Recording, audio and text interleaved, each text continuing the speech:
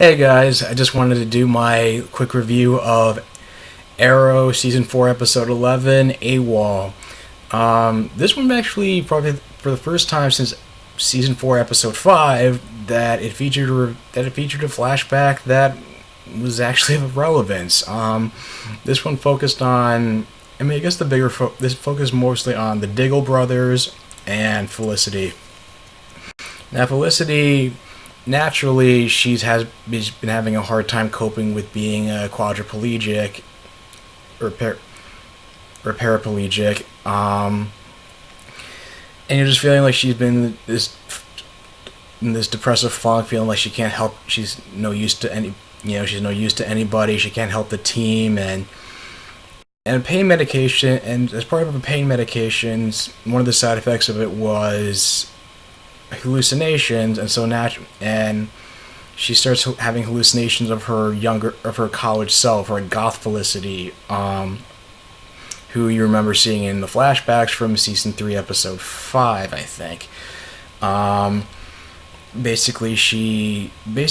It kind of reminded me of like season 4 of House, where it's like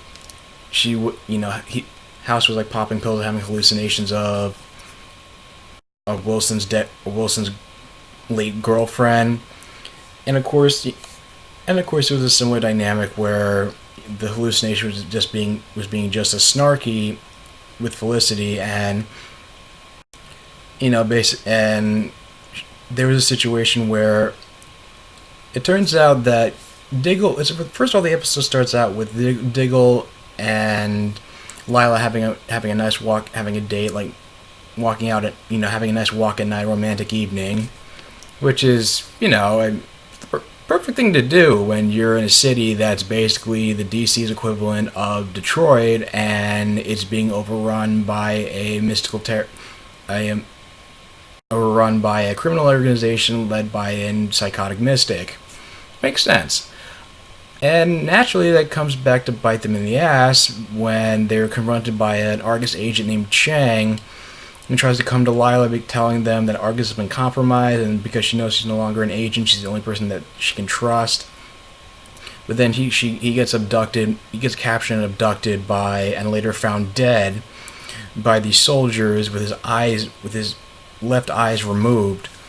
And at first they think it's Hive. They find out it's an organization named Shadow Spire, led by Lieutenant Joyner, who was part of Diggle and Andy's platoon back when they were in Afghanistan. It turns out he tried to recruit. It turns out that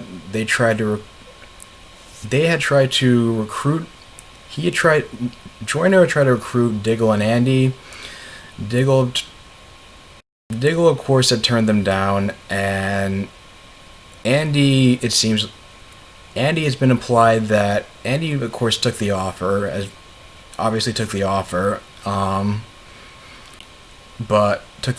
so Diggle goes to Andy to learn more information, and talked about how Shadow Spire is all about misdirect, and they thought they were going to be going after gun ammunition, so they go to a freight yard, Team Arrow, and Oliver calls Felicity to help them get through security, but because one of the freights both agents that were captured, the other two or more agents that were captured by Shadow Spire are already dead by the time they get there, and inside one of the metal freights,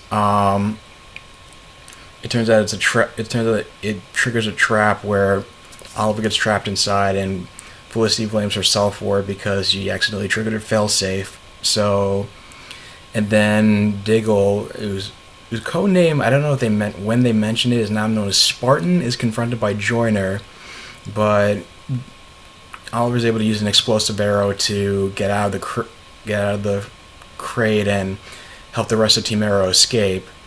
And it turns out that they weren't after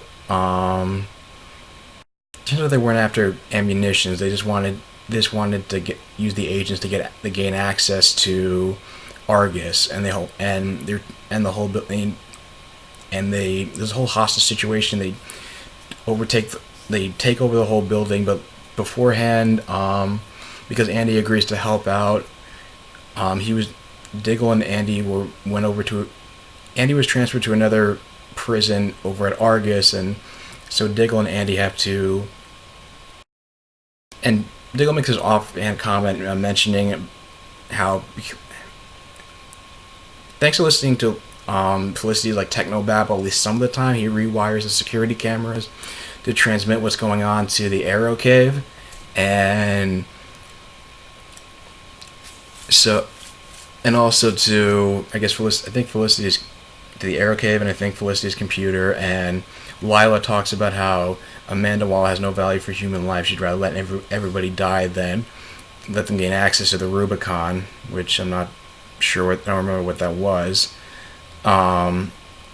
So of course they shoot, and so of course Joyner just shoots Waller in the head. Now, the thing that pisses me off about this is that I figure that, okay, I know they're gonna have Amanda Waller in the new Suicide Squad movie, but they had to kill her off yet, like they had with Deadshot.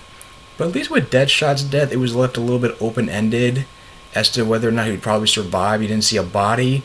But now it's like, you see a body, she's shot in the head, and there's no Lazarus Pit or anybody that can time travel, or anybody around who's help with time travel. She's dead.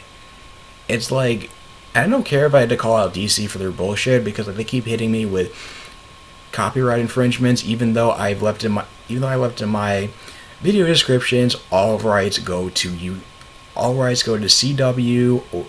DC, and all other related third parties. Because we're not stupid. We can tell the difference between a movie version of a character and a TV version of the character. Just like people know there's a comic book version of one character and a comic book iteration of another. Anyway, because knowing that Waller's not going to value human life, Joyner knows that by killing Diggle that she'll be willing to give up the codes, and Andy convinces Diggle to trust him. So, and Diggle pretends that he's going to turn himself in, or at least like Andy gave him up, and that he's going to rejoin Shadowspire's ranks. But then it turns out to be a distraction.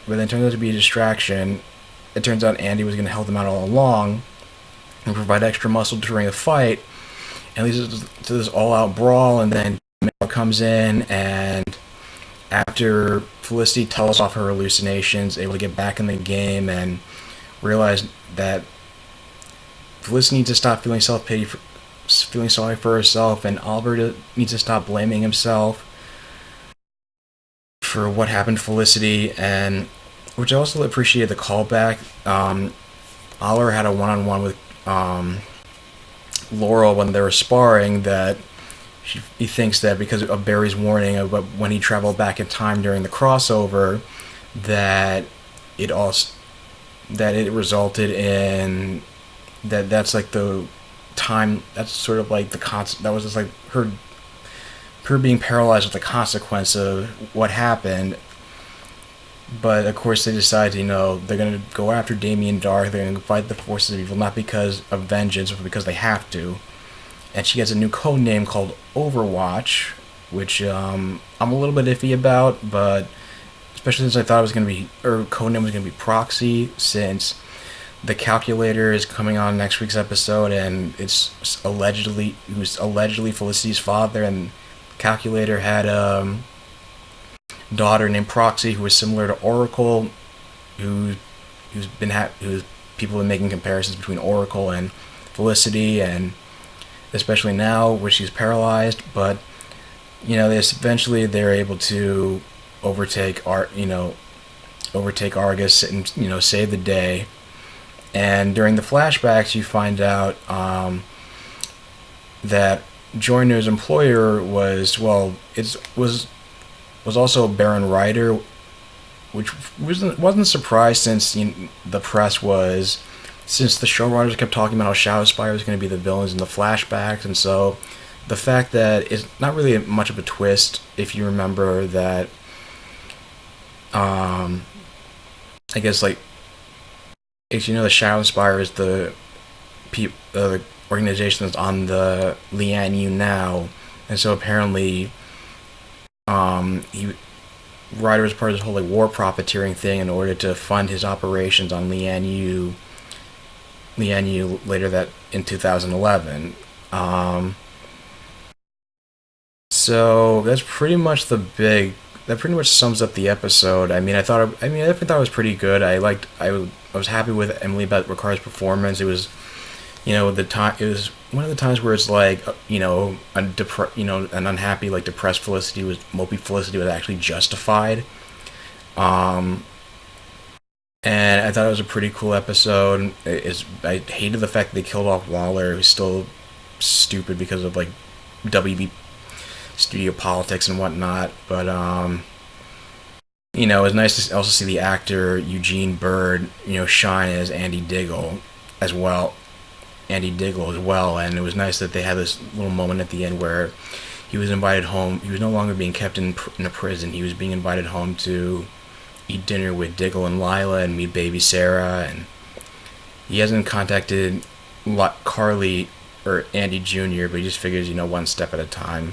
So that's my thoughts on the episode. If leave your thoughts in the comments down below. If you like this video, like, share, and subscribe, and I will talk to you guys later. And by the way, I just want to give a shout out to the Mr. Dark Phoenix. Thank you for subscribing to thank you for following me and subscribing to my channel.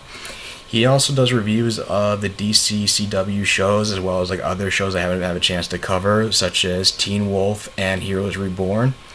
Also, I'll leave a link in the video. You can go check out his channel if you want his thoughts on the shows. He also does weekly shows called The Comic Stand, which talk about news and comics, TV, game, pop culture, etc. He has some great stuff over there. Also as far as like the X-Files revival, I've decided that it's only 6 episodes, and I haven't got a chance to watch the first 2 episodes yet. So I'm just gonna do like one review of all 6 episodes when the series is over. So again, go check out his channel, and go check out some of my other videos I left from this week. There's a link for it in the information icon in the corner, and I'll talk to you guys later. Take care.